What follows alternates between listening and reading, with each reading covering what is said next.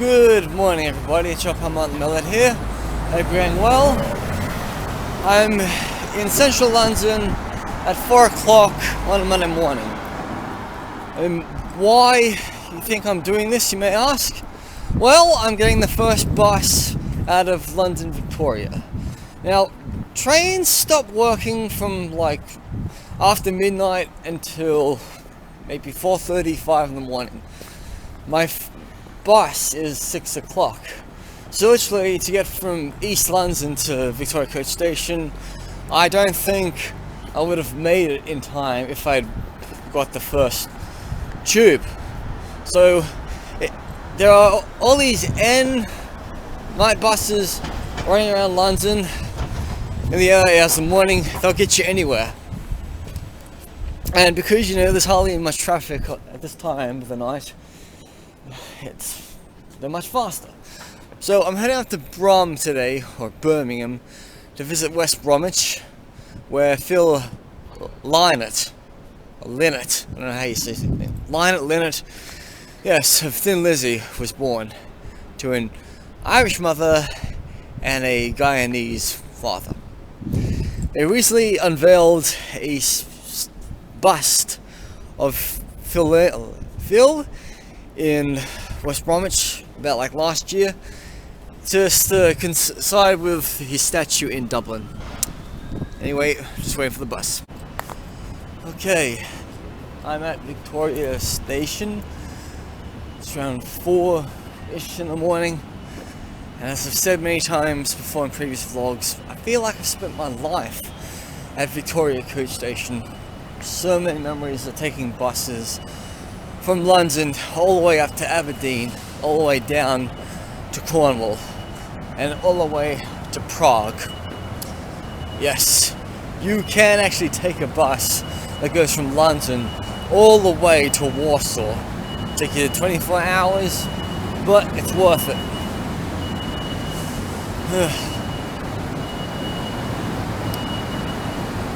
So, because I'm leaving at 6 o'clock in the morning, there's not any shops open at this time, which is fair enough, but then I get to Birmingham at 9:30 in the morning, and so once I get there, I'll be able to buy anything.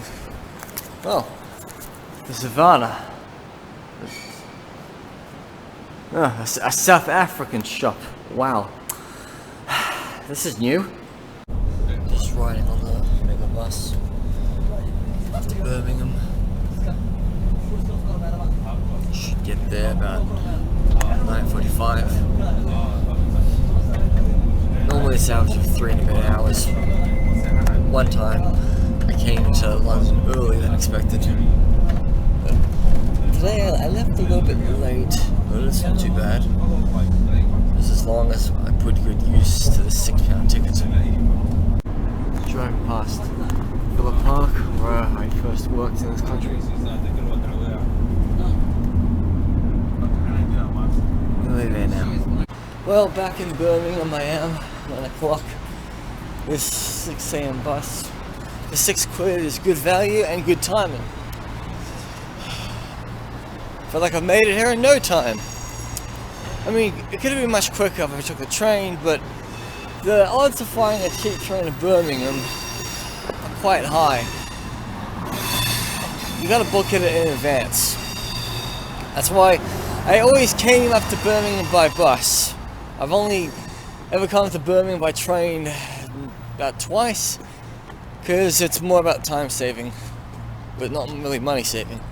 Anyway, I'm gonna go try to find a Tim Hortons. Yes, I know there's a Tim Hortons nearby. Even when I'm outside London, I can't escape these overpriced American candy shops. By golly. I tell you one thing, this Tim Hortons shop has been here for almost 5 years. I've never been here. I've never been to Tim Hortons in London. I once went to one in Cardiff, but I thought, it's a bit overpriced. So today I'm gonna have a go. So I'm in Tim Hortons right now. It's the first time buying anything from them.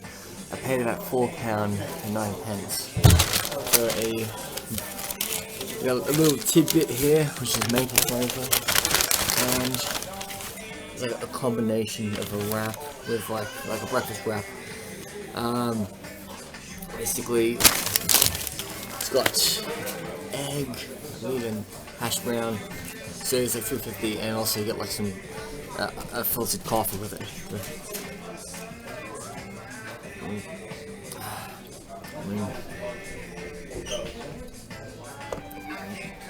Can't really say anything special about the coffee though. I mean, it's just filtered coffee. It's not really like a latte, but I mean, filtered black coffee. What? There it is. Hash brown, egg, and I got chipotle sauce.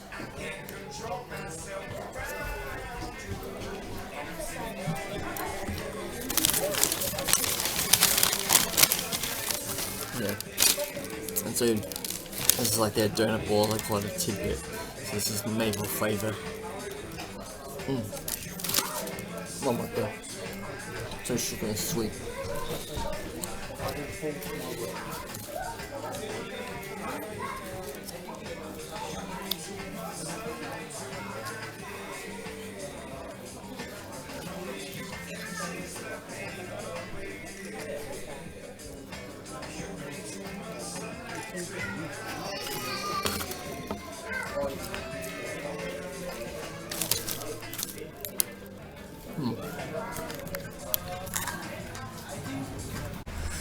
So ladies and gentlemen, this is Birmingham, my old stopping ground.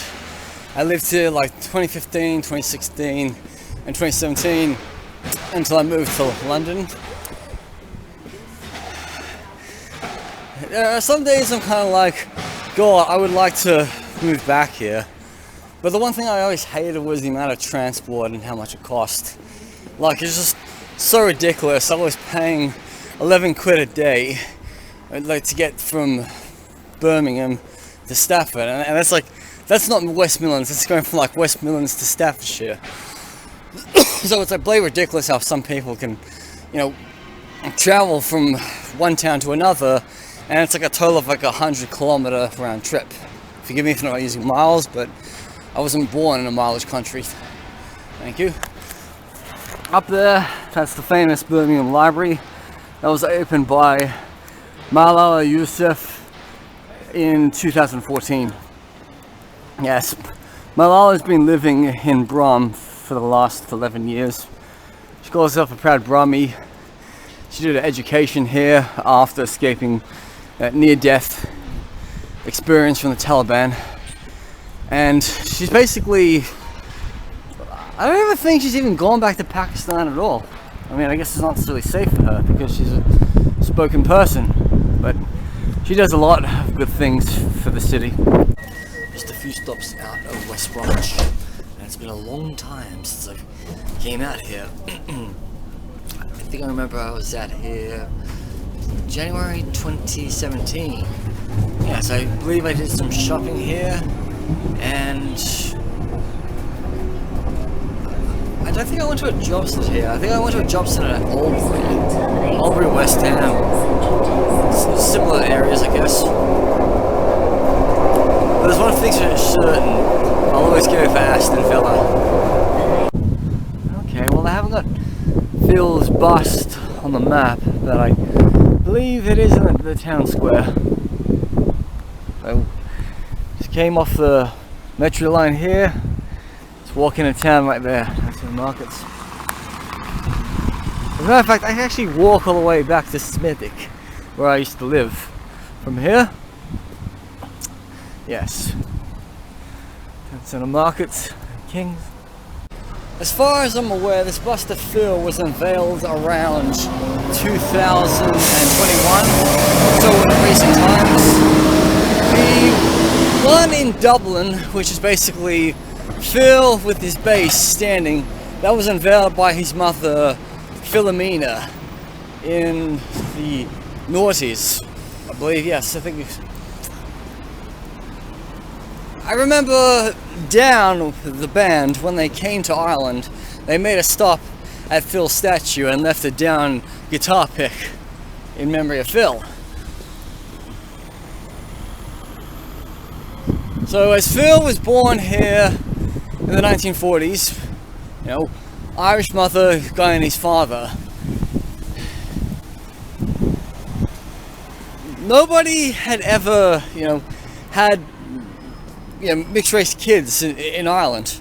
I mean, he was what you call black Irish. I mean, yes, there were some African migrants to Ireland many centuries ago, but when you think about black Irish, there's one name that comes to mind, and everybody says Phil Lynott or Thin Lizzy. Yes. Oh, Madeline Carroll. This tells you all about the actress and humanitarian. Born Herbert Street in West Bromwich, and she died in Spain. International star of over 40 British and American films, including the celebrated 1935 Alfred Hitchcock's classic The 39 Steps. Awarded the French Legion of Honor and American Medal of Freedom for humanitarian wartime work in Europe, while serving in the American Red Cross between 1943 and 45. Became one of the first ambassadors for UNICEF in 1946, working tirelessly around the world, fundraising and highlighting the plight of displaced and orphan children in war-torn Europe. I'm not too sure if they've got any more of these to like celebrate other famous people who were born in this area, but this is a start. There's an interesting story I heard from Henry Rollins in his Get in the Van book. Well, actually his audio book, to be precise.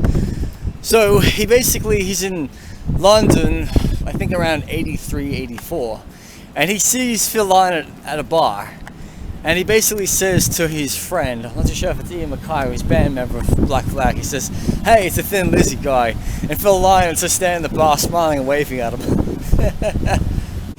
The celebration, Brendan Batson, Loris Cunningham, Cyril Regis, three of the most famous black British footballers of our time, all from West Bromwich.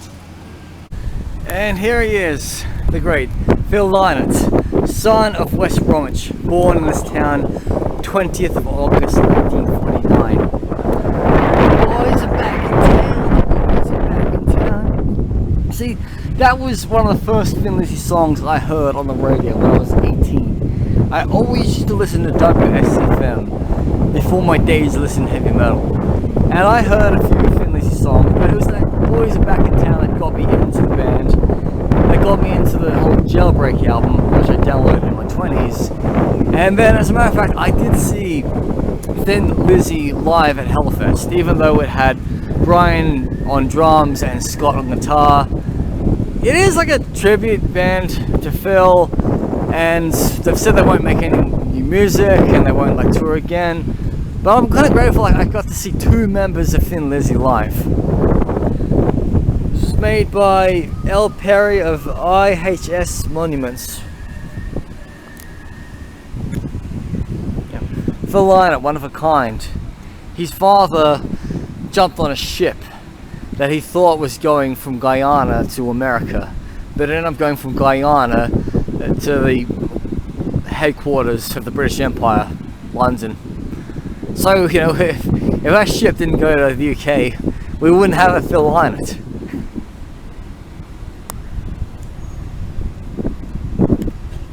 Like, I'm in West Bromwich today, outside the statue of Phil Lynott, and I'm wearing a Sandy Denny t-shirt. And the interesting thing was, Phil did a TV appearance on British TV where he did a tribute to Sandy Denny. And I thought, man, that is just so cool. And as a matter of fact, there is a photograph online of Phil with Paul McCartney and Kate Bush way before she became famous. It had to be like 77, 75, 76 at the time. Yeah. I'm still in West Bromwich right now. We're going to go over the bridge to find the hospital where Phil was born in the 1940s. Yes. You see, Phil and my father were actually born in the same year, like what, 1949? And so my father, right, he was born at home in Middlesbrough, but Phil, born in a hospital in West Bromwich in the West Midlands. I guess it all like depends on family and the situation at the time.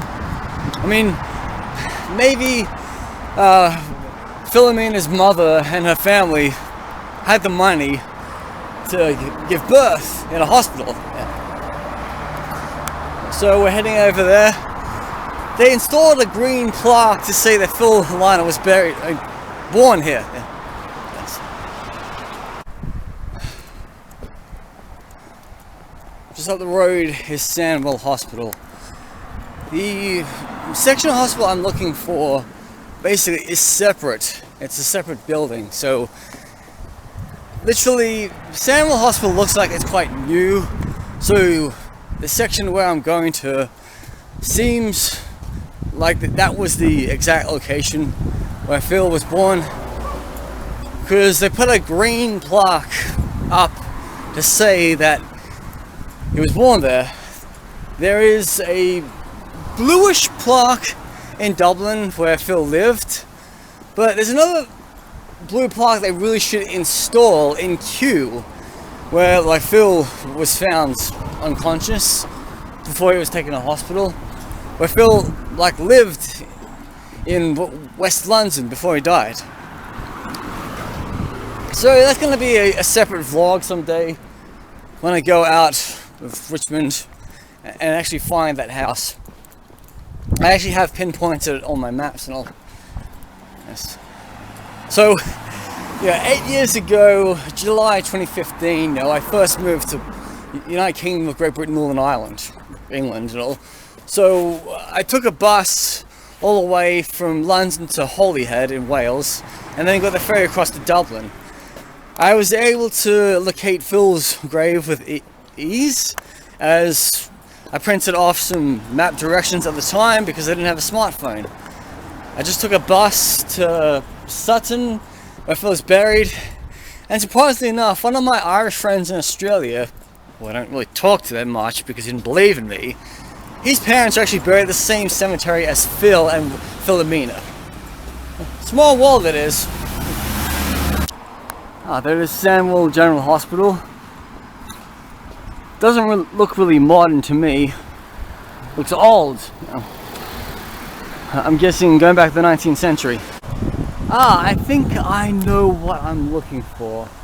See, that's over there, Sandwell General Hospital, car park. It's the hospital.